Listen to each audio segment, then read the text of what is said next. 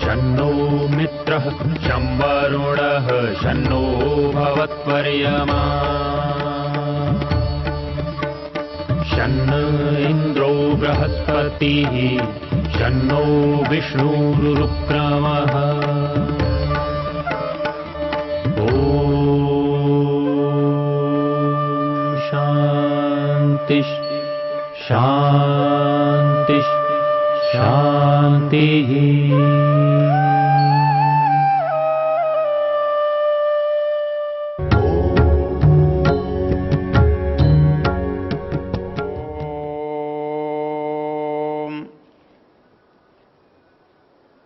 हम यजुर्वेद के शिव संकल्प मंत्रों पर विचार कर रहे हैं। वेद हमारे लिए मार्गदर्शक है। संसार में हमको संसार कैसे लाभप्रद हो सकता है, संसार में हम कैसे सुखी हो सकते हैं, वेद इसको बताता है। तो मन के बारे में भी वेद बताए, ये स्वाभाविक है कि इस सारे संसार का उपयोग, उपभोग, लाभ हम मन से उठाते हैं। इसलिए मन पर इतने विस्तार से वेद में चर्चा मिलती है। वहां इस मन के लिए जो कहा गया है वो शिव संकल्प सूक्तों के अतिरिक्त भी बहुत सारे मंत्र हैं, लेकिन यहां लगातार एक ही विषय पर कहा गया है। तो इसलिए उसके स्वरूप, उसके कार्य, उसके गुण के बारे में इसमें जाना जा सकता है। इन मंत्रों का ऋषि शिव संकल्प और इन मंत्रों का देवता मन है। तो वेद ने ये संसार कैसे काम में मनुष्य के आता है ये बताना है।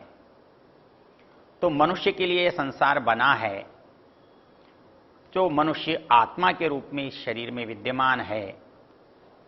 तो आत्मा का संसार से संबंध कैसे बनता है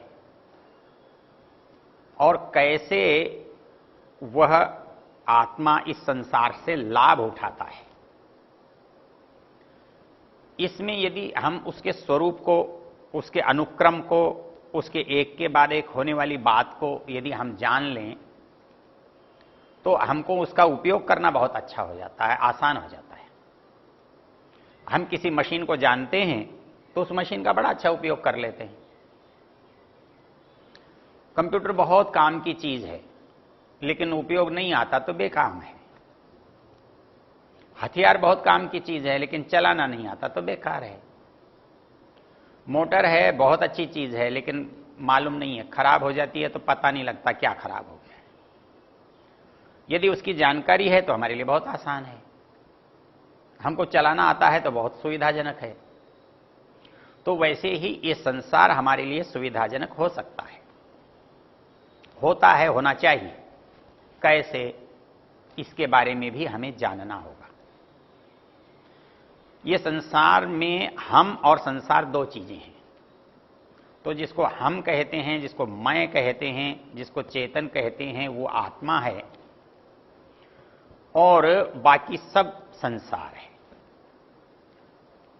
तो ये संसार और आत्मा का जो जोड़ है, मेल है, योग है, ये बनता कैसे है?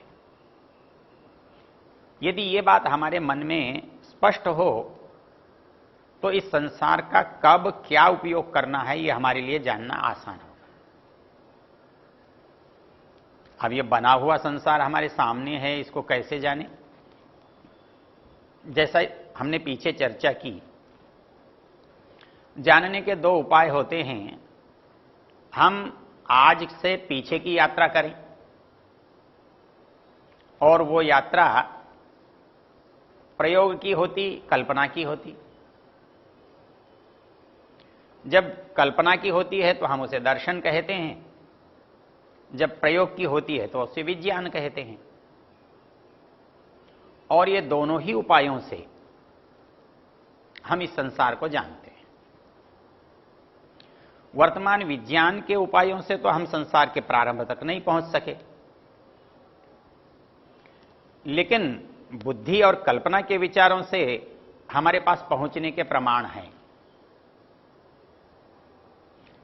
हम जिन्हें दर्शन कहते हैं, जिससे बौद्धिक हमारी खोज है, जिसके द्वारा हम इस संसार को जानते हैं, उसमें इसका वर्णन है।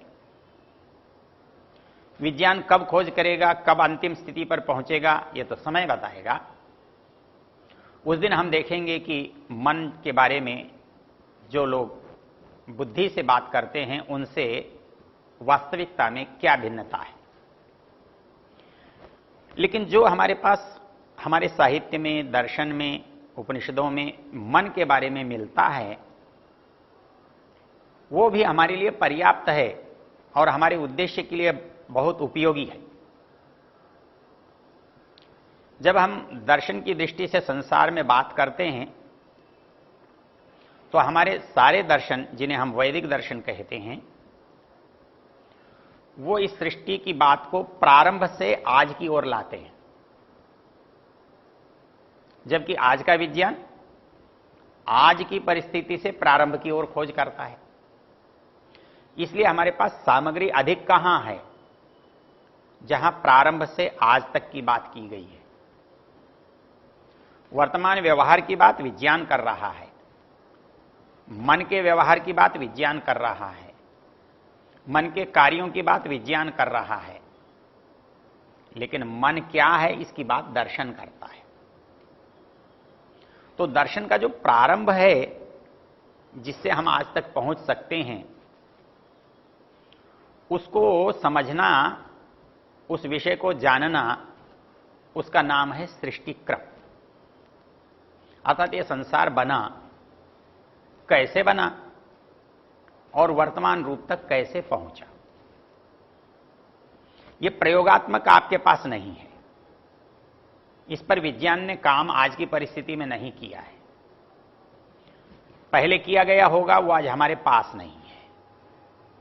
हमारे पास केवल बौद्धिक स्तर पर है, तार्किक स्तर पर है, दार्शनिक स्तर पर है, और वो हमारे लिए उपयोगी है और हमारे लिए जानना सुविधाजनक भी है।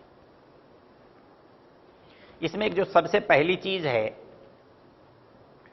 वो पहली चीज ये है कि इसके मूल में एक है या अनेक है। दर्शन में ऐसे पक्ष भी हैं, ऐसे लोग भी हैं जो नहीं से शुरू करते हैं। हम उनकी चर्चा नहीं कर रहे। जो है से शुरू कर रहे हैं, अस्थि से शुरू कर रहे हैं, अस्तित्व से शुरू कर रहे हैं, हम उनकी बात करते हैं। जो है कहने वाले हैं, उनमें ऐसे लोग भी हैं जो कहते हैं एक ही है, उसी का भिन्न भिन्न रूप देखने में आता है। उसके लिए उनके पास प्रमाण भी हैं। ये संसार में जितने अलग अलग अलग पदार्थ दिखाई देते हैं, हम मूल में जाते हैं तो एक ही निकलते हैं। आपने एक ही सोने का कुंडल बना रखा है, एक ही सोने की अंगूठी बना रखी है, एक ही सोने का हार बना रखा है, सोना ही है। ऐसे ही मिट्टी से आप बहुत सारी वस्तुएं बनाते हैं, मिट्टी ही है। चाहे ईंट बना करके आपने मकान बनाया हो, और चाहे बर्तन बनाकर घड़ा बनाया हो, ऐसा मानने वाले भी हैं। इसके अतिरिक्त ऐसे मानने वाले भी हैं जो मूल रूप से एक से अधिक चीजों को मानते हैं। उनका आधार क्या है? उनका आधार यह है कि जो वस्तु बनी है, कार्य रूप में है, वर्तमान में है, उसके वही लक्षण मूल में भी होने चाहिए। यदि घड़ा मिट्टी से बना है तो मिट्टीपना घड़े से कभी दूर नहीं होता। कपड़ा कपास से बना है तो कपास का गुण कपड़े से कभी दूर नहीं होता। लोहे से कोई भी वस्तु बनी है, उसमें लोहे का भाव कभी समाप्त नहीं होता। यहां जो संकट आता है वो दो विरोधी बातों के लिए आता है। क्योंकि आत्मा जो चेतन है वो अभौतिक है और संसार भौतिक है। इसकी सृष्टि उत्पत्ति के क्रम में हम विस्तार से चर्चा कर चुके हैं, इसलिए उस विस्तार में हम नहीं जाएंगे। यह केवल ये समझने की बात है कि दो चीज क्यों हैं, क्योंकि इनके मौलिक जो गुण हैं, मूल कारण हैं, वो भिन्न भिन्न हैं। यदि आत्मा चेतन है और संसार जड़ है, तो दोनों का कारण यदि एक है तो जड़ को चेतन हो जाना चाहिए और चेतन को साकार हो जाना चाहिए। जो आत्मा निराकार है इस सृष्टि के साथ साकार हो जाना चाहिए, और जो संसार जड़ है वो आत्मा के साथ चेतन हो जाना चाहिए, लेकिन ऐसा नहीं है। इसलिए दो पदार्थ अलग मानने पड़ते हैं। एक को आप चेतन आत्मा कहते हैं, एक को आप जड़ संसार या प्रकृति कहते हैं। एक और प्रश्न उत्पन्न होता है, क्या दो को मानने से काम चल जाएगा? हम देखते हैं दो पदार्थ बहुत स्थानों पर है लेकिन काम नहीं होता। जैसे एक भोजन का पदार्थ है, एक गेहूं है, वो अपने आप न दलिया बनता है, न आटा बनता है, न बीज बनता है, न पौधा अपने आप बनता है।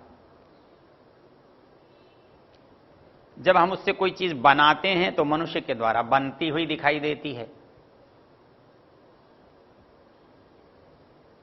और जड़ पदार्थ बनती है तो लेकिन जिसके काम में आ रही है उसको बनाते हुए नहीं देखते हम। तो संसार के सारे पदार्थ लगभग ऐसे हैं, वो बन किसी वस्तु से रहे हैं, कोई बना रहा है लेकिन उसका उपयोग वो नहीं कर रहे हैं, वो कोई दूसरा तीसरा कर रहा है। तो फिर इन दोनों में क्या संबंध है? आत्मा और संसार के बीच में क्या संबंध है? आत्मा और संसार के बीच में बनाने का संबंध तो नहीं हो सकता। क्यों नहीं हो सकता? क्योंकि बनी हुई चीज बड़ी है, अधिक संख्या में है, और बनाने वाला थोड़ा है, छोटा है, उसके मुकाबले में सूक्ष्म है। तो इसलिए जिसके पास जो सामर्थ्य नहीं है वो उसको नहीं बना सकता। तो एक आत्मा, एक जीवात्मा, एक चेतन इस बड़े संसार को नहीं बना सकता। तो संसार स्वयं बन जाए, ये जड़ में सामर्थ्य नहीं होता, क्योंकि बनाना, करना, कराना ये सब काम चेतन का होता है। तो इन दोनों के बीच में एक तीसरी जो सत्ता उभर कर आती है वो हम परमात्मा कहते हैं, परमेश्वर कहते हैं, उसको भगवान कहते हैं, ब्रह्म कहते हैं। यहां से यदि इस संसार की हम यात्रा शुरू करते हैं, इनको प्रारंभ मानते हैं, इनको मूल मानते हैं, इनको पृथक पृथक मानते हैं, तो ये संसार हमारे लिए सहज समझ में आ जाता है। और इसी को त्रैतवाद कहते हैं। तीन चीजों को अलग अलग पहले से मानना। तीन चीजें कभी उत्पन्न नहीं हुई, कभी उत्पन्न होंगी नहीं, इनको कोई उत्पन्न कर नहीं सकता, ये सदा से ही अपने रूप में हैं। क्योंकि दौड़ जहां भी शुरू होगी तो किसी केंद्र बिंदु से शुरू होगी, उससे पहले आप जाएंगे तो फिर बिंदु बनाना पड़ेगा, नहीं तो दौड़ कभी प्रारंभ नहीं होगी, संसार कभी शुरू नहीं होगा। संसार शुरू ही नहीं, चल रहा है, और आज से नहीं, लाखों वर्षों से, करोड़ों वर्षों से चल रहा है। तो इसका निश्चित प्रारंभ जिन पदार्थों से हुआ होगा वो होंगे, और उनको आज भी हम देख सकते हैं, संसार में दिखाई देते हैं। तो पहली चीज है तीन, एक है जीवात्मा, एक है प्रकृति, और एक है परमात्मा ईश्वर। और तीनों के बीच में जो संबंध है ये संसार है। तीनों के बीच में जो संबंध है वो शरीर के रूप में है। तीनों के रूप में जो संबंध है, ये सारी गति हम देख रहे हैं, वो है हमारे सारे विषय हैं। तो इसमें किसकी कैसे भूमिका बनती है, कैसे व्यवस्था बनती है, तो समझ में आता है संसार उपभोग की वस्तु है, जीवात्मा भोक्ता या उपभोक्ता है। तो इन दोनों की योग या दोनों को जोड़ने की बात करने वाला परमात्मा है। तो यहां से उस सृष्टि क्रम का या प्रकृति का प्रारंभ होता है। तो इस संसार में जीवात्मा को संसार से जोड़ने का काम परमात्मा ने प्रकृति बनाकर किया। कैसे जोड़ा? तो प्रकृति जिस रूप में थी उस रूप में तो जोड़ नहीं सकता था। तो बदलाव किस में हो सकता है, जीवात्मा में या प्रकृति? जीवात्मा में परिवर्तन नहीं हो सकता, क्योंकि वो स्वरूप से अनादि है, स्वरूप से एक जैसा है, शुद्ध है, चैतन्य है। परमात्मा में बदलाव नहीं हो सकता, तो बदलने वाली एक वस्तु है प्रकृति, बदलने वाली एक वस्तु है संसार। तो इसको ही बदलकर जीवात्मा के अनुकूल बनाया गया है। इसको बदले बिना ये काम में नहीं आ सकती थी। तो इसका जो बदलना है यही संसार है। इसका संसार बनना ही आत्मा के लिए उपयोगी है। ये आत्मा के निकट कैसे आया, इसके कौन से बदलाव से आत्मा में और इसमें मेल हुआ, क्योंकि अंतिम परिस्थिति में प्रकृति मूल रूप में अलग है। अंतिम रूप में जीवात्मा अपने स्वरूप में स्थित है, परमात्मा अंतिम रूप में अपने स्वरूप में स्थित है। उसमें बदलाव की संभावना नहीं है, उसमें बदलाव की आवश्यकता भी नहीं है। आवश्यकता संभावना जीवात्मा में स्वरूप में तो है नहीं, लेकिन आवश्यकता में है। तो उस आवश्यकता को पूरा व्यवस्थापक के नाते परमात्मा करता है और व्यवस्था के नाते प्रकृति करती है। प्रकृति जड़ होने से स्वयं कुछ नहीं बनती, स्वयं कुछ बन नहीं सकती। तो परमेश्वर की व्यवस्था से प्रकृति में परिवर्तन होता है। तो ये जो परिवर्तन है, ये परिवर्तन कहां आकर आत्मा को अपने साथ जोड़ता है। यदि ये समझ में आ जाए तो हमारे साथ मन का क्या संबंध है, हमारे साथ भौतिक पदार्थों का क्या संबंध है, कौन सा पदार्थ हमसे कितनी दूरी पर है, ये बात हमारी समझ में बहुत आसानी से आ सकती है। इस दृष्टि से थोड़ा सा विचार हम इस पर करेंगे तो ये बात भी मन के समझने के लिए उपयोगी होगी।